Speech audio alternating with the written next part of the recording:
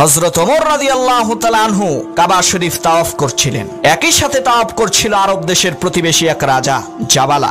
এমন সময় একজন গরিব কৃষক জাবালার ইহরামের কাপড়ের উপরে ভুলবশত পাড়া দেয়। এতে জাবালা রাগান্বিত হয়ে সাথে সাথে সেই কৃষকের গালের উপরে একটা চর বসিয়ে দিল। এদিকে সেই কৃষক হযরত ওমরের কাছে যেয়ে জাবালার বিরুদ্ধে বিচার দিল। জাবালা ছিল হযরত ওমরের শক্তিশালী একজন মিত্র এবং খুব ভালো একজন বন্ধু। হযরত ওমর জাবালাকে কাছে ডেকে জিজ্ঞেস করলেন, তুমি কি সত্যিই তাকে চর মেরেছো?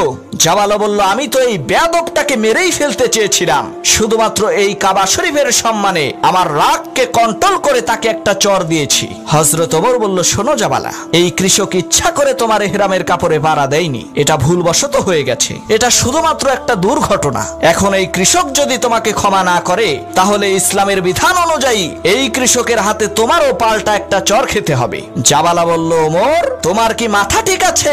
আমি একজন রাজা আর সে হচ্ছে একজন সাধারণ গরিব কৃষক, সে আমাকে কিভাবে থাপ্পড় দেয়? হযরত ওমর বলল, তোমরা দুইজনই মুসলমান আর ইসলামের আইনের দৃষ্টিতে ধনী গরিবের কোনো ভেদাভেদ নাই, তাই তোমরা দুইজনই সমান।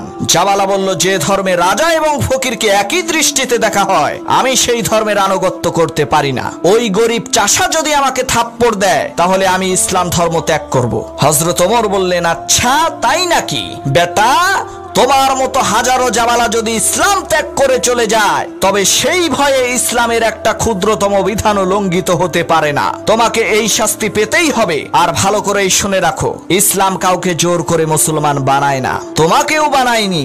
ইসলাম ত্যাগ করে মুরতাদ হওয়ার শাস্তি হচ্ছে মৃত্যুদণ্ড।